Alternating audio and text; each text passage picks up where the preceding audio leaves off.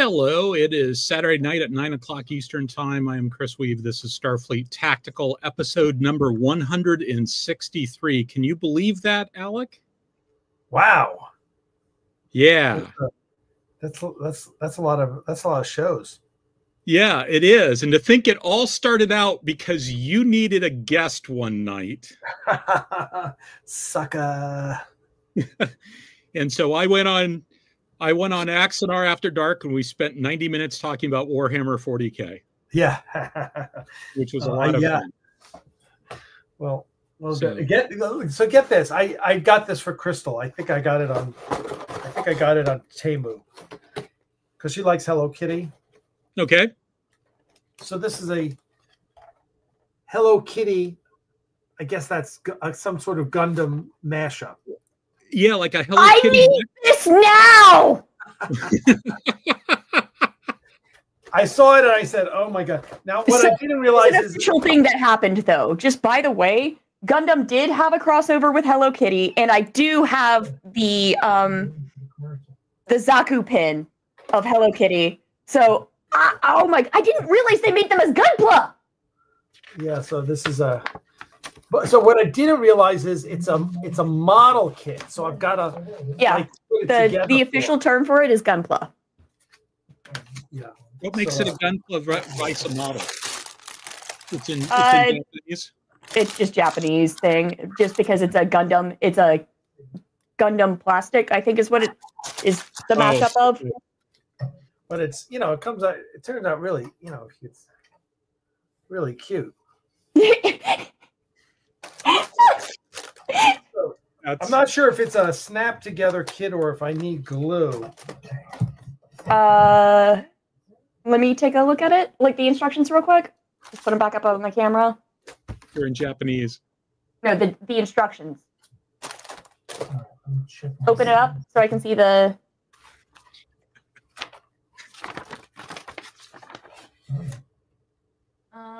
It looks like those are snaps. That's what I think. I think it's a snap. That looks like, 100% based on the ball being there. That's a snap kit. Gotcha. Good. I used to do these for fun as a kid. In fact, I've got a Gunpla in the other room. I still need to finish, but I haven't because there's a kitten, and kittens are chaos. And it's multi. Yeah, they're usually snap. Unless it's metal, they tend to be snap products. All right. Yeah. So there you go. That's what's happening in my world. Wow, that was fantastic. That was utterly fantastic. There we go. What is that? Okay, there we go. So, I got a request a few shows ago to always show off the shirt. The shirt says spam. The shirt was purchased at the Spam Museum in Austin. Wait, I've got another. That's not me? You can get a set of 9 blueprints of the U.S. Is that showing every one of the where's that coming from? From the bridge. Is that for me? Systems to the hangar deck. It's you. Okay, you need to mute the tab that YouTube's on, or mute YouTube.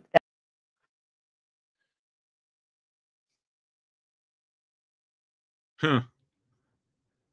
That's weird. Well, while Alec is muting, I will talk. So I got this at the Spam Museum, which is 20,000 square feet of square meat in Austin, Minnesota. It's actually a very nice little museum because on the one hand, it's like $1 billion a year product, but on the other hand, it's spam, and they do a wonderful job there. So that was really cool. That was really cool. And I also have a bunch of other spam stuff, including a spam lanyard.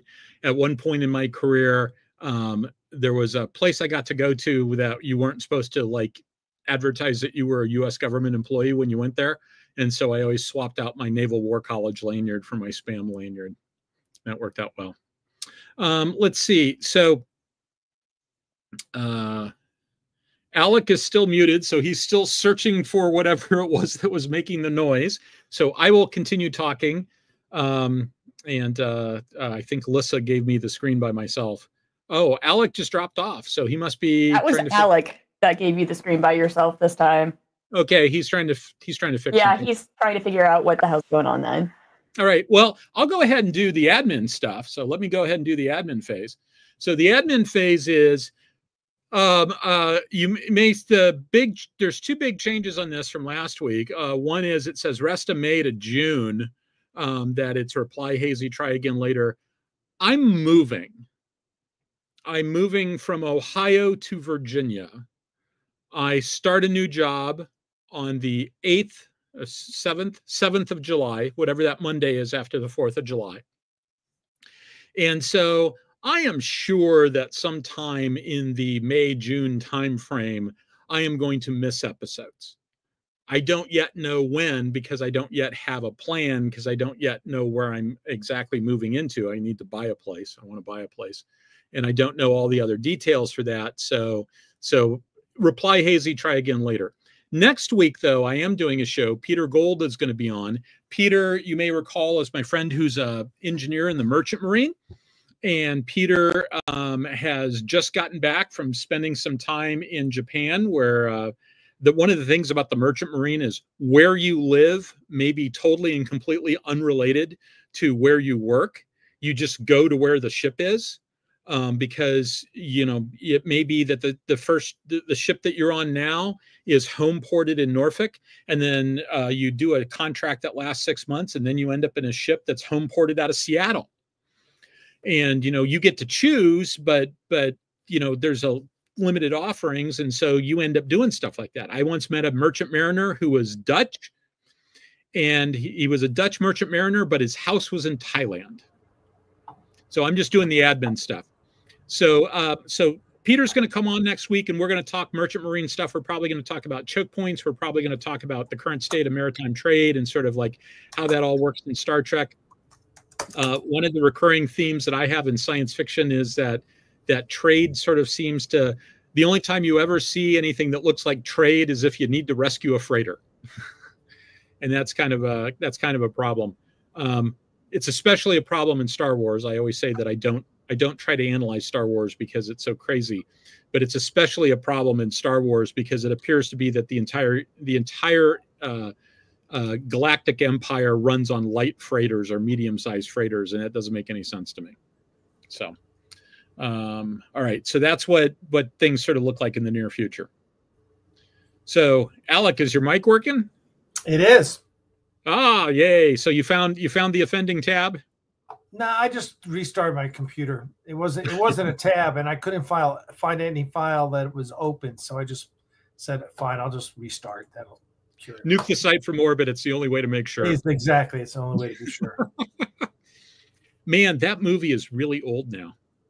I know, we're really old now. We are. In fact, I have a birthday next week. Oh wow! Okay.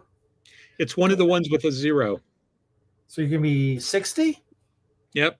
Oh, big 60. My brother, who's I don't know if he's online or not, but my brother has been revisiting a trick that he did from my 30th birthday. So which is to ask a bunch of strangers to send me birthday cards. Now, for my 30th birthday, what he did was he bought a bunch of sympathy cards. And my other brother, Sean, who worked at a truck stop at the time, handed them out to people that were at the truck stop passing through. Yeah, you told.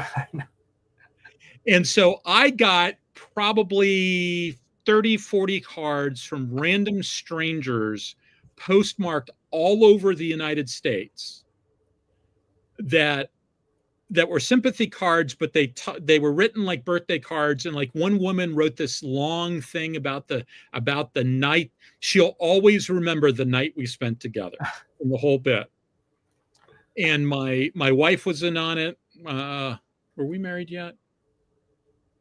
No, this was the old, we were living in the first townhouse. So we were engaged. We weren't married yet. My fiance was in on it. My mother was in on it. When I called my mother and I said, "Do you know what's going on here?" She said, "I'm not doing it." It's like, poker face, Mom. Got to work on your poker face. So in any event, Delon decided that for my 30th or for my 60th, he had to do the 30th anniversary of the 30th birthday. He had to do the same thing. So we've been doing that. Oh, you know what? Yeah. Oh, no, I can't. I was But going to say I could give a sneak peek of Daedalus, which is rolling off the assembly line, but I'd rather not do that. so I liked it. I liked it, and Good. I don't know why. I'm sort of curious as to why the one guy decided he didn't want her first name, but that's okay. Yeah, well, that's Goodney, and I let Goodney and Dave name their own characters. Yeah, And he's like, well, you know, Saint Germain. And I go, okay, what's the first name? He goes, no, just Saint Germain. I go, okay. that works. I mean, it works, but it, you know, you're not the first one that said, why doesn't he have a first name? All right, whatever. We had a conversation about it today. Maybe his first name's Saint. Huh? Maybe his first name is Saint. Maybe it is. We had a general conversation about it today because I sent it out to a bunch of our, you know, the inner circle like you, and you know,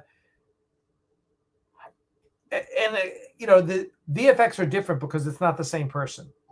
And Chris is awesome, but he's doing everything in Blender, so it's a lot different. And the thing I had you know, the thing that I said to one of the people who gave me some constructive criticism is I said, look, I wrote this in a day. I said, which was like one of the days right before we shot.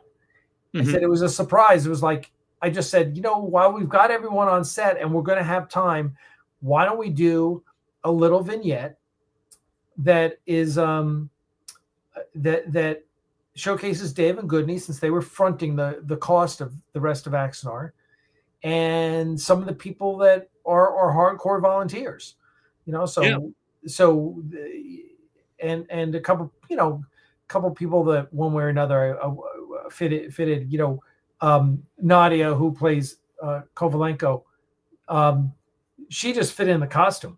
It literally was like, I've got this great blue female cage costume, and I need someone who's like a size 0. I'm like, oh, Nadia. Yeah, I say, Nadia, you fit in this costume. Come play. And she's an act. You know, she does a lot of background stuff. Yeah. So but nice seeing, you know, Admiral Wagner. Huh? It was nice seeing Admiral Wagner. Yeah, I needed to get Dana in there. I needed to get Paul in there. The only one I didn't get in was who is Dale, who's, you know, and I told her Dale just got new implants, new teeth, because, you know, because he was like a veteran of Iraq and Afghanistan. I don't know how many IEDs blew up around him, and so it affected his teeth, and so he just got new teeth, you know, recently, and he looks great, right? And so once he got him in, I was like, okay, next time I'll get you in one too. I said, now you're pretty enough to be in one of our shoots. I did notice that the one admiral had a uniform that I looked at that went, is that a Romulan uniform? No, that's a uniform from that's one of the council members' costumes from Star Trek 2009. Ah, okay. Yeah. Yep. So okay. I got a bunch of those at auction. So yeah. So yeah. So it's, but anyway, so yeah. So it's, you know, it's, and Josh did a bunch of the photography. Mm-hmm. Some of it, so it's 2 different cameras too. So some of it's on Josh's camera, some of it's on a Red, but it's fine. And, you know, we were talking about it, and Dana and I were talking about it, and having seen what he's doing compositing wise, I'm like, I was like, I'm almost tempted to let you redo. I was like, Dan, I was almost tempted to let you redo the compositing, but I'm guessing it's going to be too much work. And we basically said, yeah, look, we need to get this out. Yeah. So it's not going to be perfect, and but it's pretty good. You know, and the purpose is to thank the people who need to be thanked in Axanar, and that's Dave and Goodney, along with some of our volunteers. And so I think it serves that purpose, and it's a nice little piece.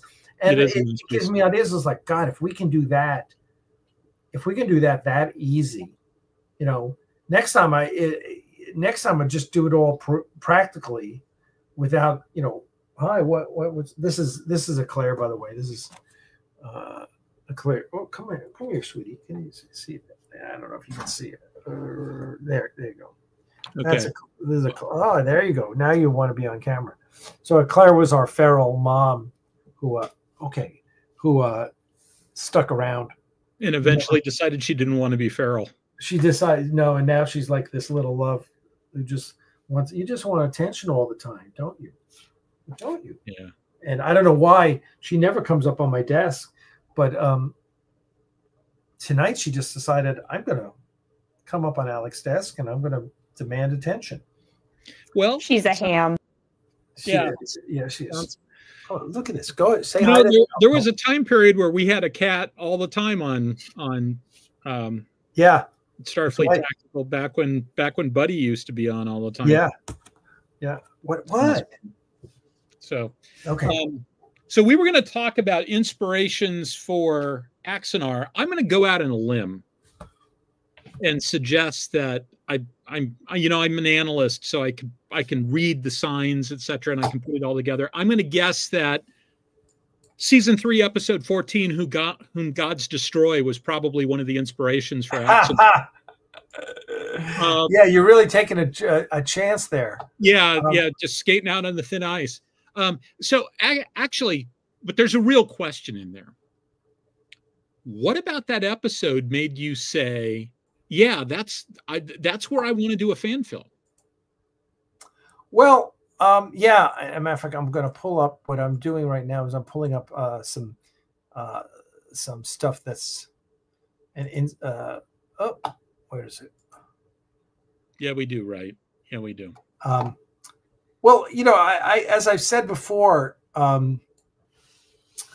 that I always that episode is it's kind of wonky because it's not. I don't consider it a great episode of Star Trek. No, neither does anybody else. Yeah, but I mean, it ranks kind of middle in the pack. The reviews are kind of like, yeah, it's kind of wonky. It's they didn't show it in England when it first came out. They didn't show it in England until like 2008 or something. Really? Yeah, well, because he said because of the violence and Marta's little dance. I want to say there was some other country that they didn't show, like Germany didn't show it until like 1994. Wow. Okay, that's interesting. Well, for me, it was all about Garth. It's just fascinating that they're introducing this character that was Kirk before Kirk, right? Yeah.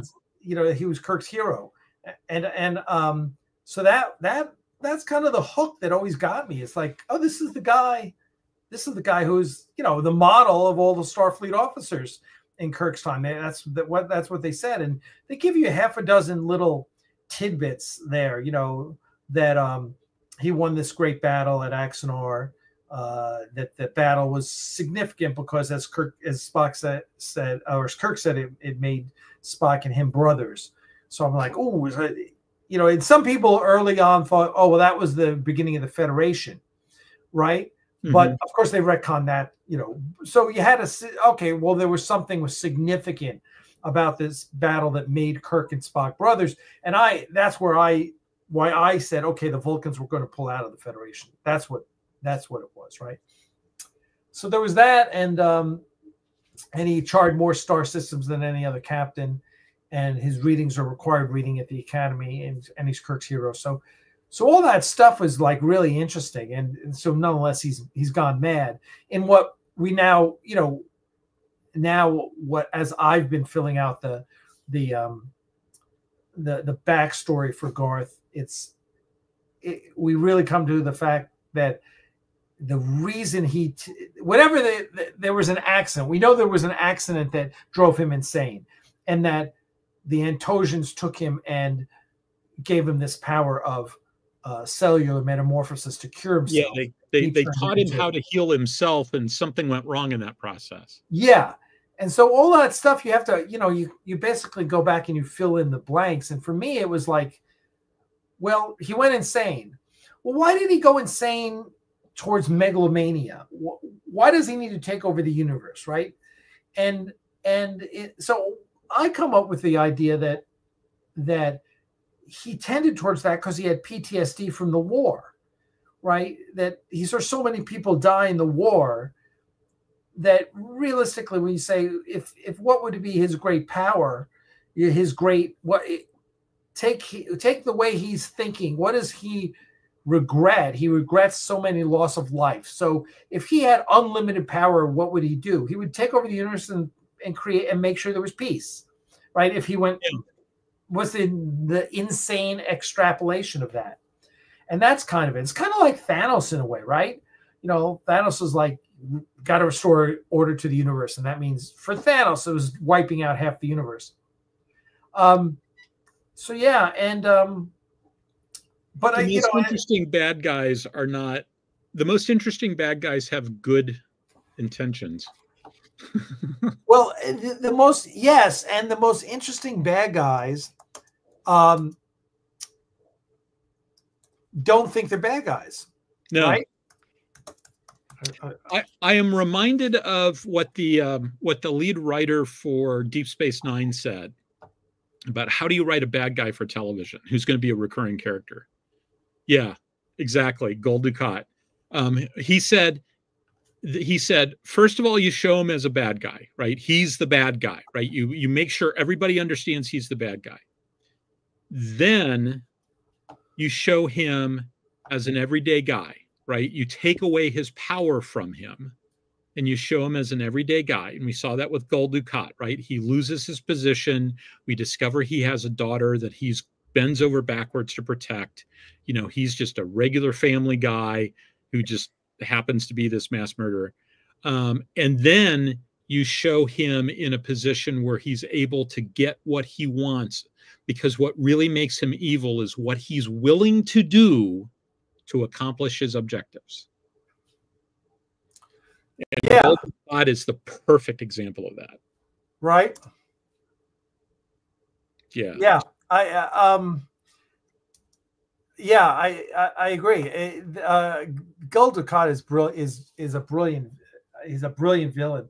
And again, you talk to actors. It's always wonderful to talk to actors about playing villains, and so many of them will tell you that the key to playing a villain is, one, not to believe you're the villain, yeah, and to understand and to find the humanity in that character, right? And so, and this is the way we approach Karn in Axanar. From the moment I talked to Richard about playing Karn, I said, look, he's not the villain. He's the antagonist of Axanar, and he's the opposition for, he's the enemy in a way, but he's not a bad guy. And because there's lots of stories where there's two sides in opposition and there's no bad guy. It's not always as clear as the Allies versus Hitler, right?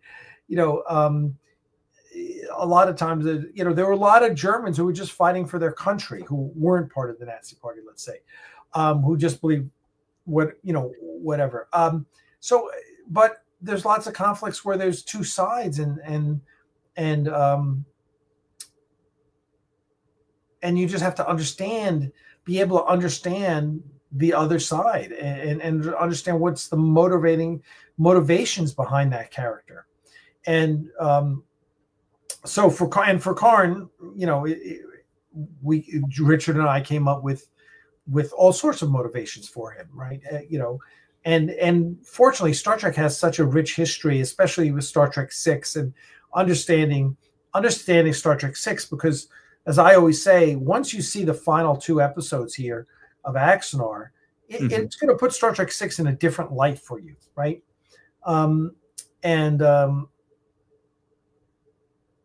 And so with Garth, it's the same way. It's like you see him as insane through 95% of that episode, 98% of that episode, and in the end, you finally see him as as coming close to what he was. You know, when he turns around and says, "Should I know you, sir?" You see this spark of nobility in him that always sent a shiver down my spine. And I said, "That's the guy. I want to know who that guy is right there."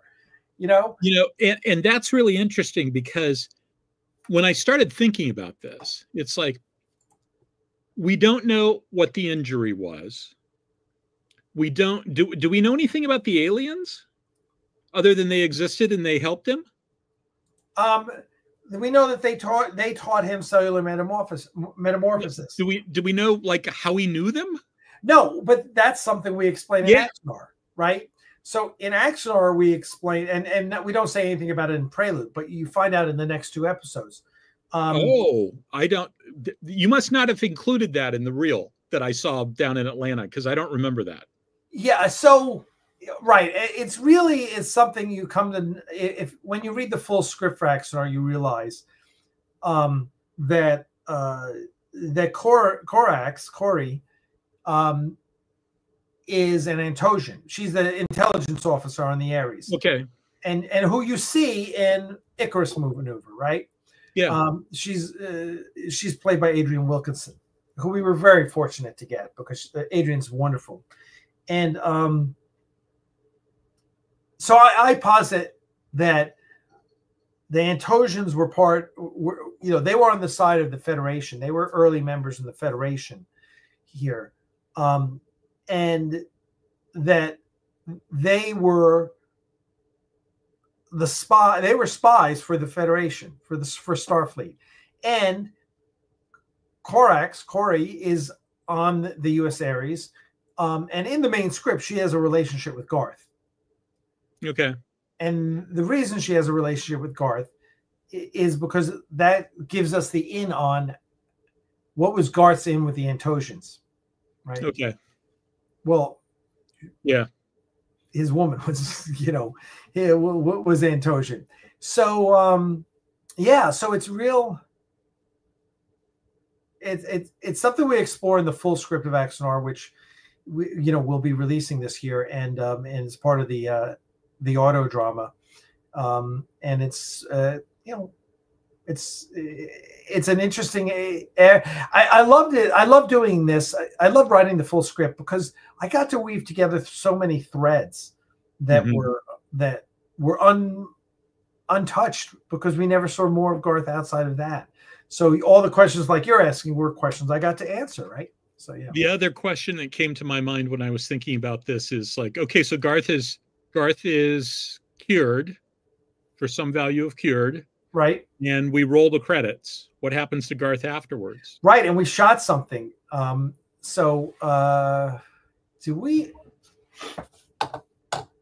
We shot something that hasn't been finished. It was Rob Burnett put it out. Let me just see if I have it on here.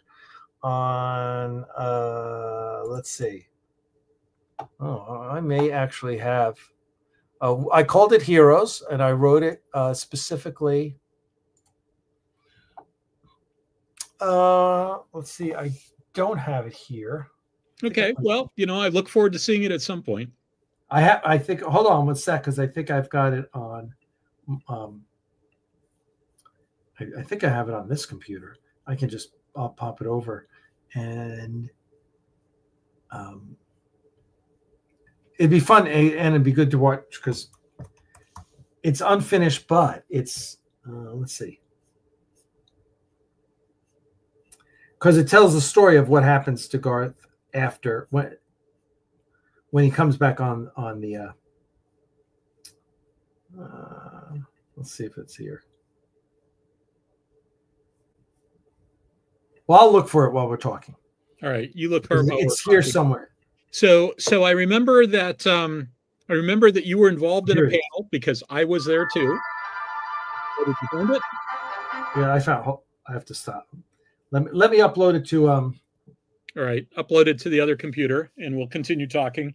I remember we did a panel together at SphinxCon in Atlanta. Yeah. On how the Honorverse inspired Axanar. You, me, and David Weber. Yep. And that for everybody out there, that panel is directly the reason why Alec and I are doing this show tonight. In that panel, Alec and I had met previously. We had talked on the phone and we had exchanged emails and stuff. But at the time, he was up to his eyebrows. I was up to my eyebrows and my stuff. And it was just, the timing wasn't working out at that point. It's like, okay, all right, well, if you need me, give me a call, et cetera, et cetera. Fast forward, what, 2 years, year and a half, something like that? So when was that? Was that 2018 or 2019? I think it was one of those 2 years, because that's when we did. I think it was 18, because I think it was right before. I think it was right before I moved to Dayton. I don't think I had moved to Dayton yet. In fact, I'm almost positive I hadn't moved to Dayton because probably not, because I don't remember driving through Nashville to get there. And so I think it was 18. But in any event, you know, we'd had that conversation probably in 16 previously. And so as I describe it to people, I was introducing myself on this panel and I saw the light bulb go off over Alec's head. Because my introduction is at a science fiction convention or any place else for that matter. It's like I've done a few things that sound more impressive than they are. So like, you know, I was a professor at the Naval War College and I was an analyst at the Center for Naval Analysis. It helps if you deepen your voice a little bit when you read it. You know, professor, U.S. Naval War College, and I did stuff like that. And, you know, and so I remember I sort of watched the light bulb go off over Alec's head. It's like, I should be talking to this kid. I should be talking to this guy.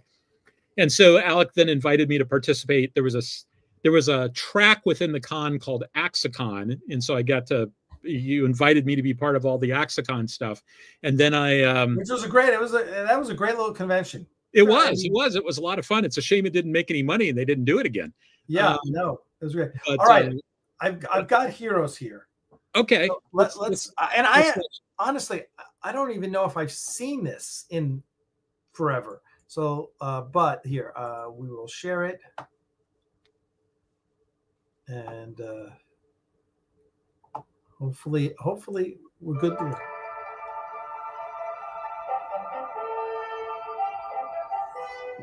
You're saying Starfleet buried the whole thing? Other than the three of us and Dow Corey, no one outside the Admiralty knows a thing. Logical. Is it? Of what benefit is there to Starfleet, the Federation, or even Captain Garth himself, if the events after his accident were made public? We all need heroes. No. Just purely an emotional need. I love that. Mr. Scott? Steady. Ready for transport, sir. Energize, Mr. Scott.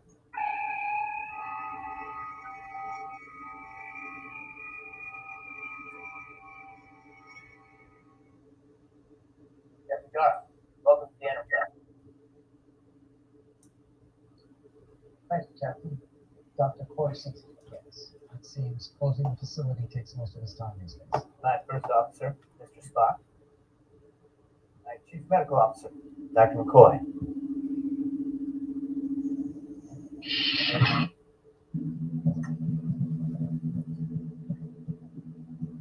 I take it it's not your first time aboard the Enterprise, sir. No, Bob couldn't help but show off after he first took her out. Well, I am the Enterprise's third captain. We've made some big changes since Commodore April was the captain.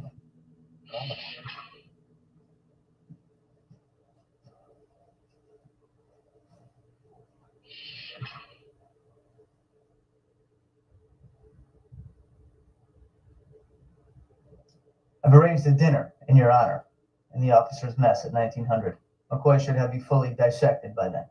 It's been quite a while since I've socialized with Starfleet. Not sure I'd know what to say. Say what's on your mind. Not sure anyone has that kind of time. It's just my senior staff. And we will be the ones honored by your presence. Sir. Captain? Till then.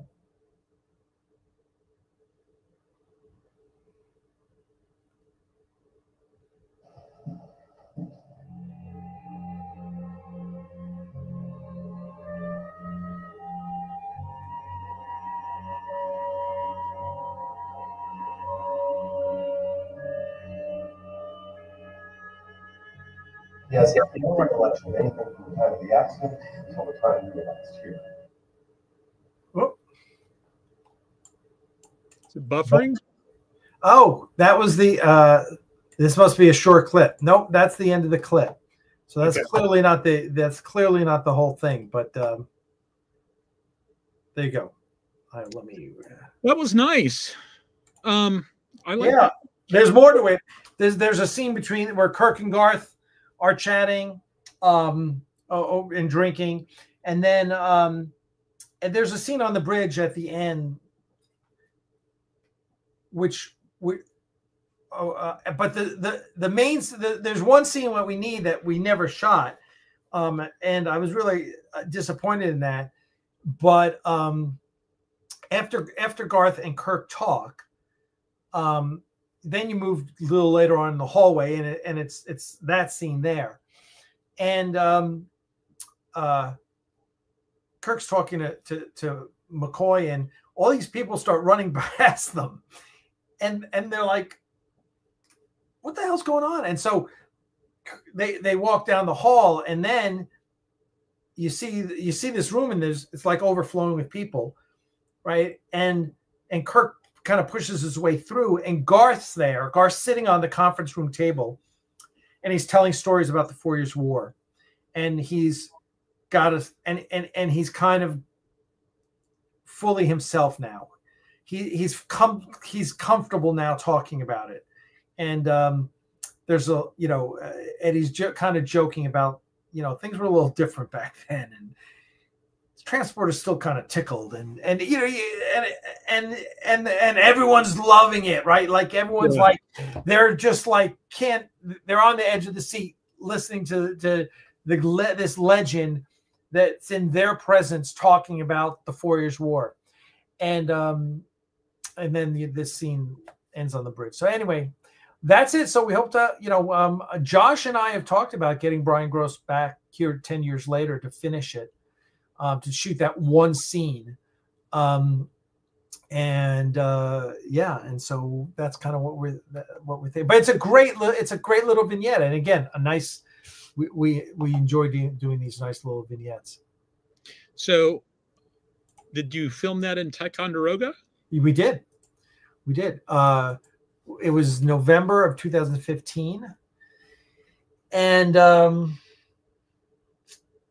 Yeah, back when I was on good terms with James Cawley before the lawsuit, and interestingly, there was a CNN film crew there shooting about it.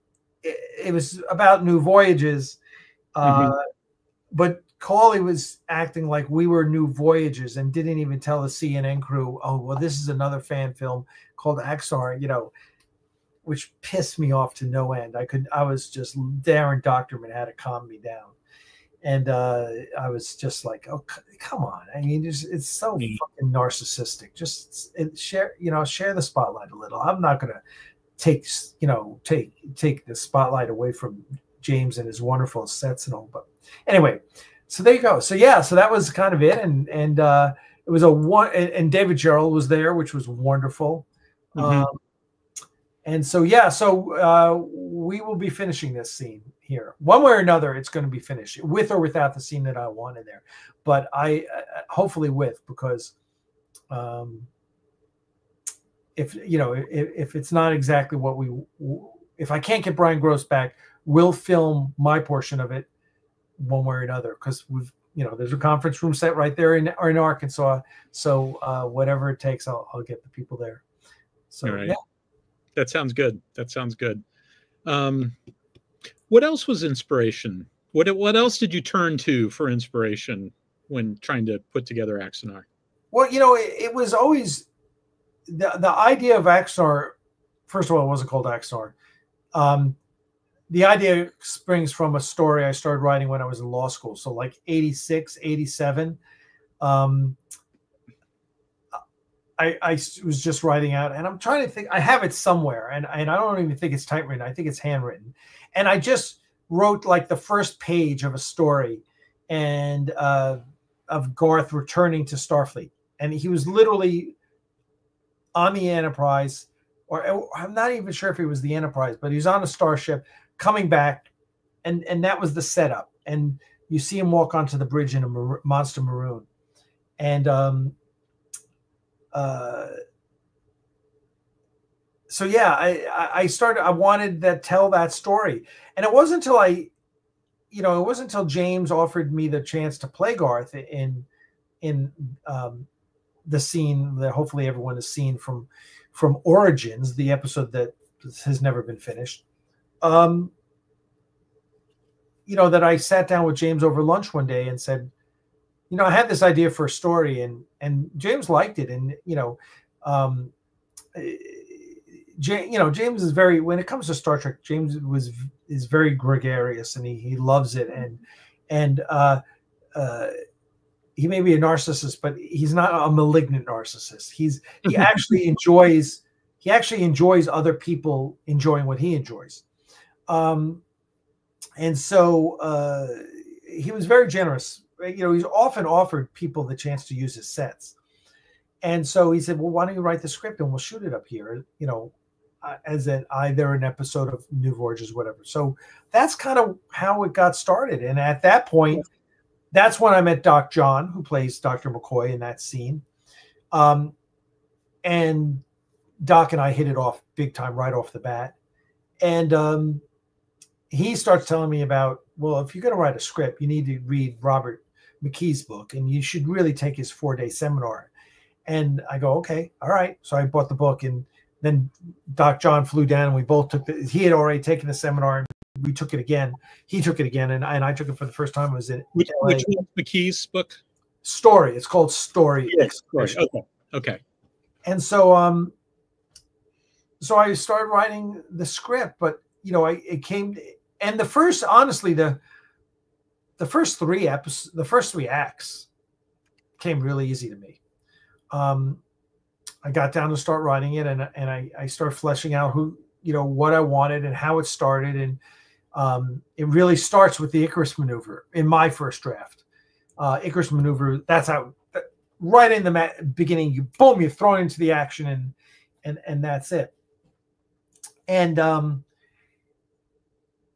then it's and so, like, I guess it was Act 2 is where we have the Ice Station Zebra scene, where there's a standoff between Garth and Karn on a planet where Garth and his team recover the blueprints. And that's a great scene, which unfortunately we'll never do. But I finished Act 3, so I kind of get through Act 3, and I'm like, well, Act 4 is this big, massive space battle. I said, I have no fucking idea what I'm going to do here. Insert space battle here. Insert space battle here. Yeah. And it's funny when you see our VFX list, there are things in Act 4 where it's like, insert, space battle here, more space battle. I remember that. Ares kicks ass.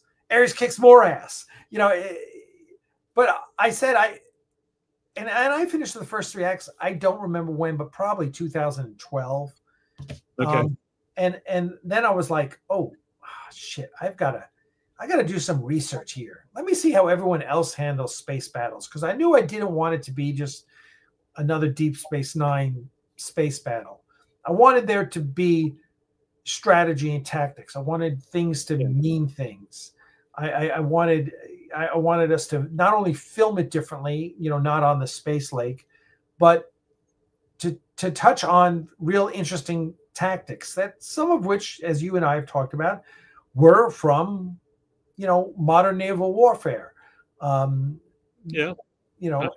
just in the same way Master and Commander has some universal tactics you know, that you can say, oh, you know, that's why people say that's one of the best Star Trek movies, because you go, oh, look at the way, you know, Aubrey handles the tactics of the ships, and I'm saying that we need that. And so that's when I started reading David Weber, and I read I guess it was the first 3 Honor Harrington books, which, you know, of course are wonderful.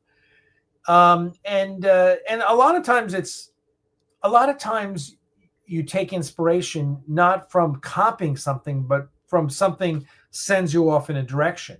Yes. Yeah. It's when you start thinking about that and thinking about the similarities and differences, you go, I understand what's going on here. And this gives me understanding to this other thing over here. Right. Yeah. Because, like, you know, I remember very specifically how, you know, Weber has it that the lasers is now I forget, but the torpedoes are the ones that are that, you know, drill through the sidewalls. Is that it? Yeah, because they've got detonation lasers as the, you know, SDI style nuclear pumped X-ray lasers as the warheads. Yeah, and so all that stuff made me, oh, okay. And, you know, that's kind of where I started thinking about the shielding on the Klingon D7. Okay, well, that's going to be different, you know, and so and there were others. I read Old Man's War was another. John Scalzi. Scalzi, he's awesome. I follow him on Blue Sky. He's hysterical, and so, well, not a lot from that. But, you know, like I said, like, there's a scene that's right out of Ice Station Zebra. Which is a great flick. Oh, it's brilliant. It's just such a brilliant 60s flick. It's got everything you want from a 60s flick. It's Cold War. It's, you know, it's got Patrick McGowan at his height. Yeah. James Brown, Ernest Borgnine playing a Russian. He's fucking brilliant as that. Rock Hudson. Playing Rock Hudson. I mean, he's like so typically Rock Hudson, you know. And Lloyd Nolan is the Admiral in the beginning, who's wonderful. So it's and here's a little tidbit for you. When you see the MiG-21s at the end flying toward the model has Major Matt Mason figures as the pilots. Oh, really? Yeah. Yeah. When I was a child, my cousin had a lot of Major Matt Mason stuff, and I asked Santa for Major Matt Mason, and Santa gave me a typewritten note. Oh, God. Saying that Major Matt Mason was unavailable. Here's a G.I. Joe instead. Fucking Santa. Like, don't you make this stuff, Santa? Yeah, right. Exactly, right. Aren't you? You can do anything you want. So, but I always love that final scene in Ice Station Zebra, and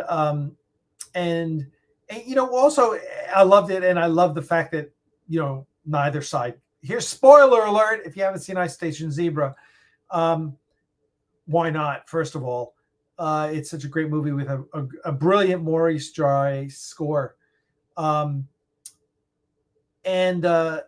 I gotta go back now. I'm Jones. I'm gonna go watch that movie. Yeah, I need to go watch it tomorrow. It's so fucking awesome.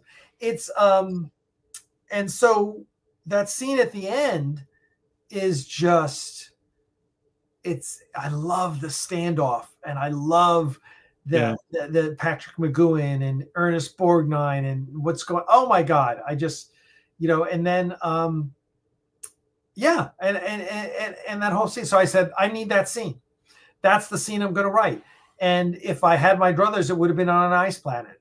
But it's where I also get to talk about the black shirts, where which in Axanar, I just envision, well, listen, we know there's no Makos in Starfleet, right? Mako was an Earth force that didn't carry over to Starfleet. So what is, you know, and I didn't want to use Starfleet Marines because I was like, all right, you know, that's just, I just didn't want to do that.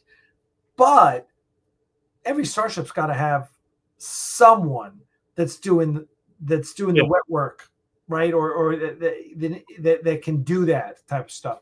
And I said, okay, well, these guys are, I'm not sure what we're going to call them, but they're going to wear black. So I've got this scene and in it, they beam down, and Corey and Wagner takes the lead here. So you got Wagner, who is Halle Leary in Icarus Maneuver, and you've got Korax, who's Adrian Wilkinson. Those two characters beam down, and then Garth beams down. And anyway, you wind up. They find the disc, and it's in a volume of Shakespeare, and so that's the scene, and we play it out. And there's a great scene where one of the black shirts is on Overwatch with a sniper rifle, sniper, phaser, which I was really, John Eves was starting to take a stab at designing it for me. Little aside, John Eves, who's fucking brilliant. Let's just say he couldn't quite grasp that he needed to go retro. He kept giving me stuff that would have looked brilliant in a current Star Trek movie. But I was like, and anyway, and we did get a great Klingon disruptor out of, who was it? One of my archives. But anyway, so it's this great scene, and it really was the heart and the kind of the heart and soul of the middle of the movie, because Act 2 and towards Act 3 is they get off that planet and a D7 comes and they have to run away from the D7, and they finally destroy the D7 in the gravity well of a gas giant. Okay. But it's like, holy shit, all of that to fucking destroy a D7. So when they get to Earth, they're like, oh, I hope there aren't too many more of those ships out there, right? And that's it. So I'm going on. Logic's Finest says Ice Station Zebra is a top 10 of submarine films, along with Destination Tokyo, Torpedo Run, Hunt for Red October, Crimson Tide, and Das Boot. I'm a really huge fan of Hunt for Red October. In fact, I was telling people that it was my favorite movie, and they'd say, I didn't think that movie was out yet. And I said, it's not out yet. Based upon the trailer, I was telling people it was my favorite. Oh, that's funny. Logic's Finest, you have got to add, well, obviously, Run Silent, Run Deep. It should be in this list. And I'm going to put the Bedford Incident in this list as well. You don't ever actually see the submarine. No, you don't. Have you read the book? Yes, years ago I read the book. The book has a much better ending than the movie does. I don't remember how the book ended. I think we've talked. So we're going to do spoilers for a 60-year-old book and a 59-year-old movie. Okay. What year was the movie? Oh, 60 something. Okay. Look it up on IMDb. Lissa should be on this. Come on, Lissa. The film is 65. Which movie? Bedford Incident. The film is 65. Came out in October of 65. And let's see, the book was 1963. So the book is older than I am. The movie is slightly younger than I am in terms of when it was released. So this is a movie about a destroyer, a U.S. destroyer that is going after a Russian submarine. And it is not during wartime. It is during peacetime. And it is, and they're just playing the game of the Cold War. And the Burt Lancaster plays the... No, Richard Widmark. You're right, Richard Widmark. Richard Widmark plays the skipper of the destroyer, and Sidney Poitier plays the reporter who's on board to sort of like do a story on this. And the guy who plays Dano from Hawaii Five-0 is James MacArthur. Who is the son of who? I don't know. Helen Hayes.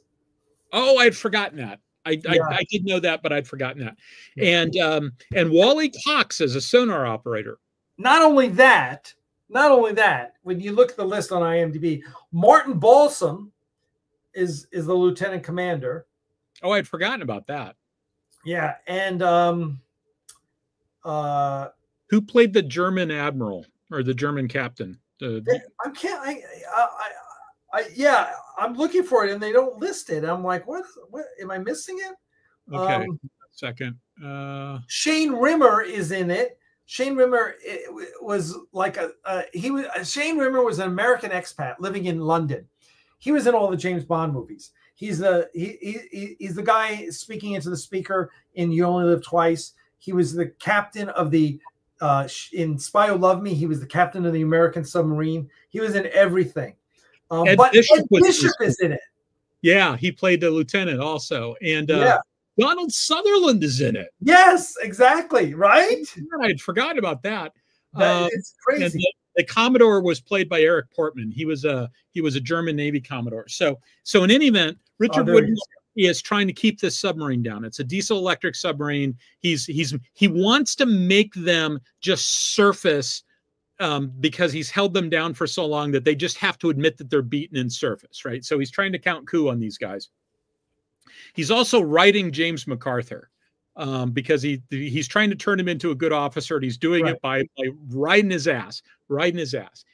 And so there's a very interesting conversation with that you get more of it in the book with the German the German Commodore who had been a U-boat skipper in the war. Right. And in the book, he's talking about how there's this balance, that you have to maintain the balance between the two sides. So in any event, in the movie version, both of the versions have, at one point, he's been writing MacArthur. MacArthur's sitting at the weapons panel. The weapons are hot. Somebody says, Sidney Poitier's character says, do you really want to have these weapons active? And he says, I want to be ready that if this guy does something, I want to be ready to fire one. And James MacArthur says, fire one fired, sir. Ridmark's line is, I won't fire one until he fires one. Firing one, boom. Yeah. And so in the movie, the submarine, it's an ASROC. So the ASROC hits the water. It's a missile with a torpedo on the end, or in this case, probably a nuclear depth charge. It hits the water, and the Russian submarine hears that it's been fired on and fires a nuclear torpedo, and everybody dies. In the book version, they kill the Russian submarine. The debris floats up to the surface. Oil, body parts, the whole bit. It's like, oh shit. And the German captain, the German Commodore, starts saying, the balance must be maintained. Balance must be maintained. And he goes out to the ASROC launcher, and they're looking out there, and he's got a 45. And he's pointing it at the warhead of one of the missiles on the ASROC launcher, the torpedo warhead, at which point it's like, oh shit, are those still live? And he fires it and blows up the destroyer. Wow. And the only survivor is Sidney Poitier's character, who was picked up by the Russian trawler that was functioning as the mothership for the submarine. Oh, wow. That is a much better ending. Yes, it is. Yes, it is. Yeah. Wow. That's great. Yeah. So great. Yeah. The Enemy Below is another. Enemy Below was another one that David Gerrold told me I needed to read when I was working on the Axanar script. I joke about my first. So 2010 is when I went up there. And then, but I don't think David Gerrold was up there the first time I went up. We went back to shoot. I'm trying to think when. I know we went back to shoot the scene with Garth and the Admiral. And that was, I think, the next summer, because the shit we shot in 2010 was shit. And so I think we went in the next summer, and by that time I had written the script. So I'll have to check my notes to see when I first started communicating with David.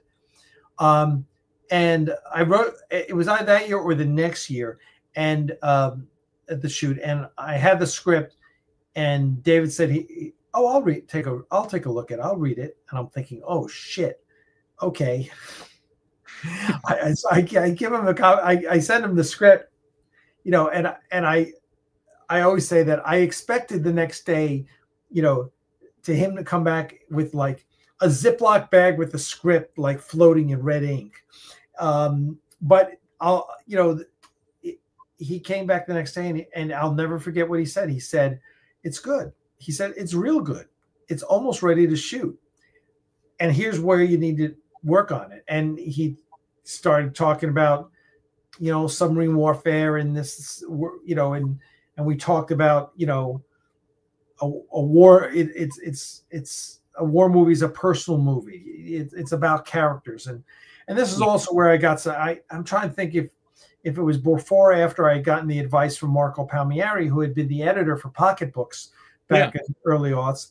And Marco had read it, and it was wonderful. And Marco was the one who kind of gave me the lecture about the great and not so great Star Trek pilots. And we talked, and he said, look, there's two great Star Trek pilots.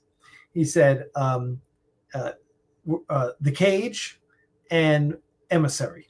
He said, those are the two great. The others pretty much suck. Yeah. Which is true. Kenner and Farpoint is disastrous, and Caretaker is mediocre.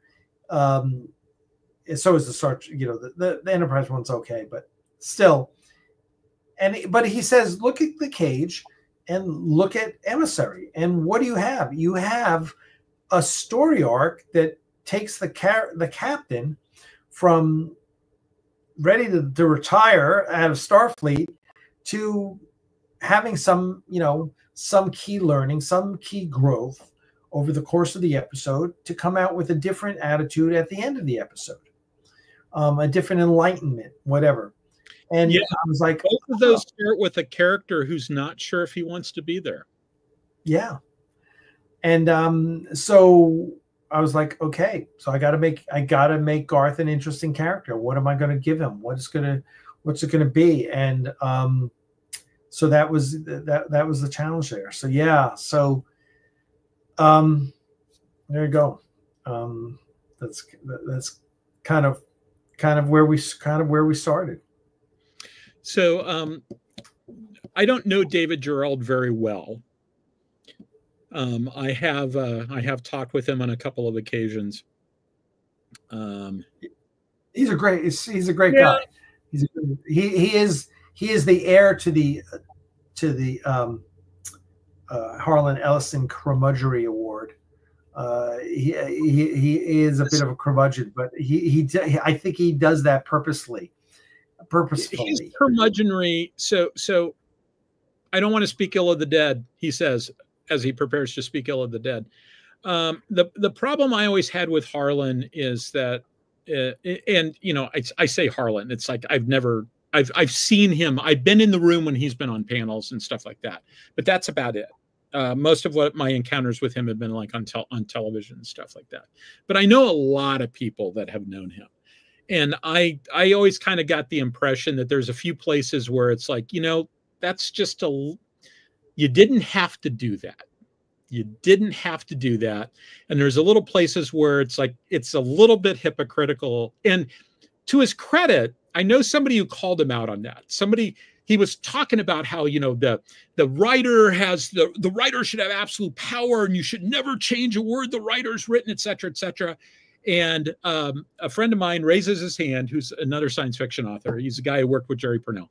Raises his hand. Harlan goes, okay, Don, what's your question? And he said, did you cash the check? And Harlan, to his credit, I'm told, Harlan laughed. I'll give him credit for that. One of the things that David Gerald has a very interesting writing style, and it's evolved over time. But I'm thinking specifically, there was that 2-volume thing that he did on space vampires. Oh,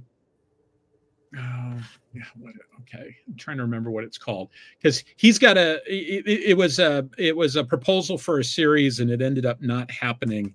Let me see if I can find them real quick. It's 2 volumes. Okay, other works. Let's go for other works. Actually, let's go for bibliography. Trackers, Under the Eye of God and a Covenant of Justice, 93 and 94. And those novels are huge amounts of exposition, just huge. With, like, here's a scene, and then a block of exposition, like 10 pages. And then here's a scene, and then 10 pages of exposition. Now, I don't bring that up because as a criticism at all. It's interesting. It's like somebody made the comment about the reason why you tell young writers not to do things is because in general, there's some rules that are good to follow. And you can, and, you know, people will say like, well, Edgar Rice Burroughs broke that rule all the time, to which your response is, you're not Edgar Rice Burroughs. That's right. You're going to have enough of your own idiosyncrasies that you don't have to adopt his, right? So the thing that amazes me is that these Gerald books work so well, despite the fact that they violate some big rules. My friend Sherwood Smith, who's written a bunch of stuff, mostly fantasy, but she's written some science fiction. I was talking with my friend Arius Kaufman about Jack McDivitt's A Talent for War, which is just a fantastic book. If you haven't read this book, you should get it. It is fantastic. And Jack made the comment. Fiction or nonfiction? Fiction. It's about an archaeologist who's investigating what his uncle, who was also an archaeologist, but who he had sort of had a falling out with, because the uncle was archaeology is about advancing human knowledge.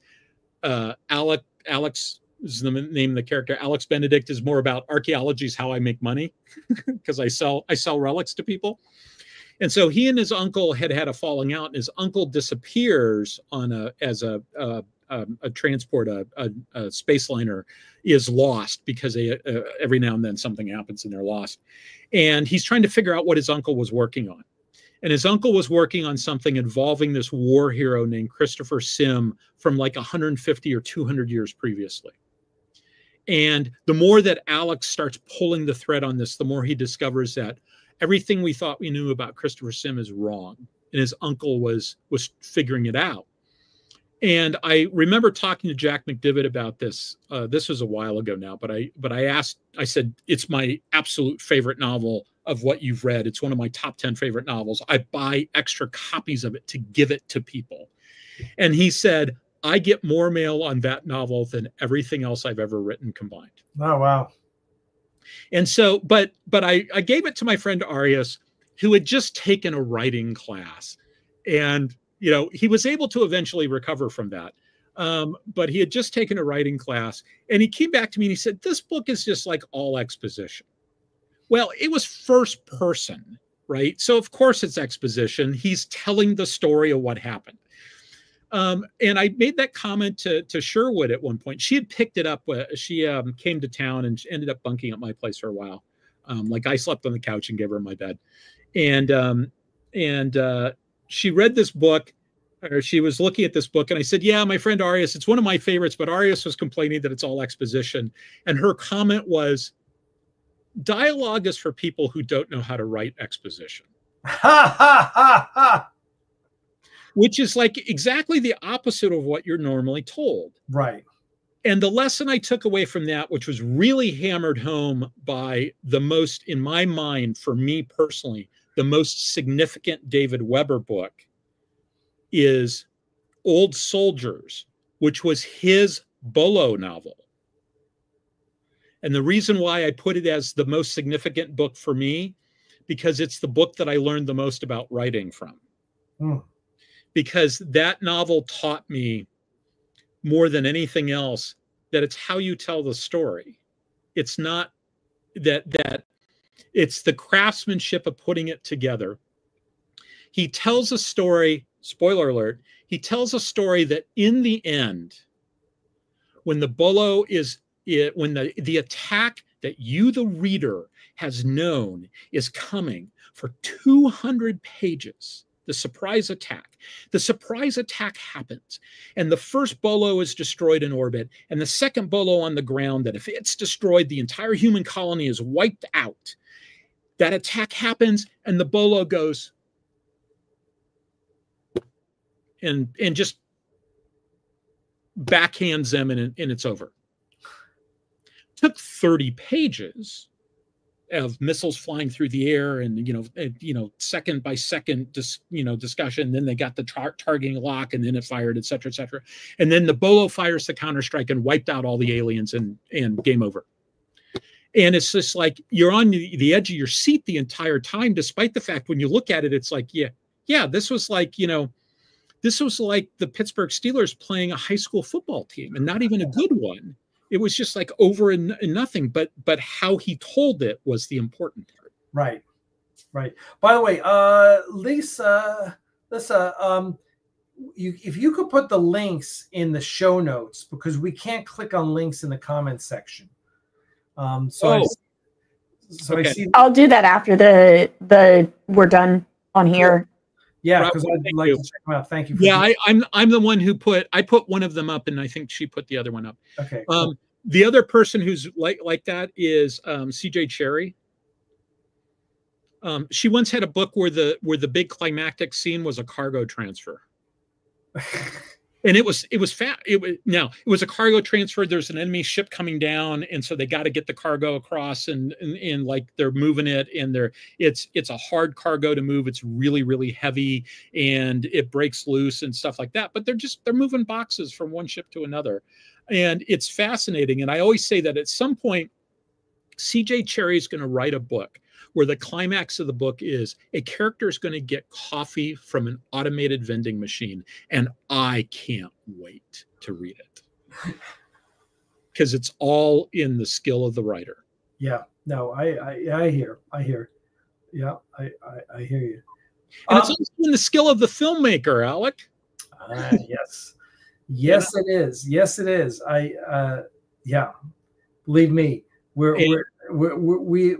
we just got the first, now we'll get back to Axanar. We just got the first round of compositing done that Dana's doing. And it's brilliant. It's fucking brilliant. And it's all with our special star Klingon, who's freaking good. And it looks great. So Marcus cut it in. We've got the music's coming off the assembly line. And the narration is in now, so things are really starting to pick up. And we're supposed to have all the visual effects for episode 4 by the 15th of the month. So we're excited about that. So things are really coming together. We're really excited. I'm excited because, man, I just can't wait to release this. This is going to be awesome. And there's a lot of there'll be an Axicon later this year, I'm sure, because we're also working on. I can't even say it. I can't even say what we're working on, but I know we noticed that there's been a serious dearth of insults from the haters group, because I think they're realizing that their time is short, as they're not going to have anything to bitch about here in a couple. Well, I mean, you keep doing shows where you say, okay, here's the latest thing we did. So I mean, you're doing new stuff. Yeah, Yeah, exactly. Yeah, so it's all coming to a head, and we're pretty damn excited. I had a phone call yesterday that was just, really got me fired up.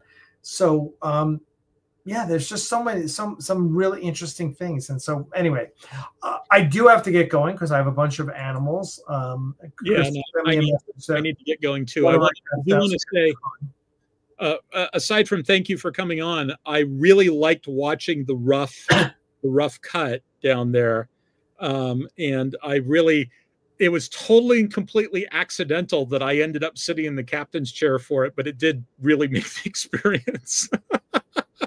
Oh, and that rough cut, I mean, now we've got so much more into it than what you've seen, because now certainly all the visual effects have at least previs in. And now we're starting to drop in actual, compositing. So you can start seeing, it's freaking awesome. It's going to be awesome. As I always say with this, when you always talk about the Klingon we can't talk about, etc. But I would like to say, I thought it was just wonderful to hear the words "I'll be back" in the Star Trek universe. It's just always fantastic. I'll leave with saying, as I've said before on live streams, that I read that Sofia Coppola said her dad told her, "Your film is never as good as you think it is after the dailies, or as bad as you think it is after the rough cut." And that's the way it's like. I absolutely understand that, because after the dailies, there were some dailies where we're looking at going, holy shit, this is going to set the world on fire. And sometimes we see the rough cut and you just like, oh, I hope this works, and the way we do it, especially since the first rough cuts were so minimalistic, it was more, it was more all the dialogues up. So anyway, we're feeling cautiously optimistic that we're on the right track. Well, I make a point of telling people that when it comes to the film, my relationship to the film is I am a Kickstarter backer. I'm not a guy who's been working on the film, other than, we talked a little bit about the fleet operations panel, et cetera, but I'm not, I'm not doing any of the rest of it. So, and as a Kickstarter backer, I am happy with what I am seeing. Well, good. I'm glad to hear that, because there's going to be a lot of people. And by the way, our donor site, Lee is totally rebuilding our donor site from scratch. We had a conversation the other day, and he's got it come. It's going to be, I think it's going to be up in a couple of weeks, because we had a detailed conversation. He told me the only drawback that he was dealing with right now, and we kind of were on the same page on what functionality he has to have. So hopefully donors be able to sign in, update their information, get all their perk information. That's going to be really exciting. So, but anyway, thank you so much for having me. Thank you, Alyssa, for being the producer tonight. And I'd like to thank everybody who's out there watching. I'd like to thank my brother for wishing me a happy birthday. Thank you, Dylan. I'd like to thank everybody who's out there watching for, once again, spending your Saturday night with us. I am always honored by the fact that, there's 18, 20 people that decided that the best thing that they could do at this time was to come and watch us talk. And, you probably need another hobby, but hey, I'm going to run with it. It was great. So thank you. And we'll see you next week, Peter, everybody. Peter Gold will come on. We're going to talk about Merchant Marine stuff and that sort of stuff. And then I'm taking a couple of weeks off because I'm going to a science fiction convention, and I'm going to go do some gaming, doing an Age of Sail game that a friend of mine and I, when we went to see Master and Commander, you made that reference earlier, when we went to see Master and Commander, we were noting all the critical hits as we saw them. Oh wow, leadership casualties on the quarterdeck. Oh wow, mast may fall. Oh wow, sheets cut. So it was a fantastic experience. We understood exactly what was going on. All right, y'all. All right, thank you very much, everybody. See you next time. Live long and prosper, guys. Bye-bye.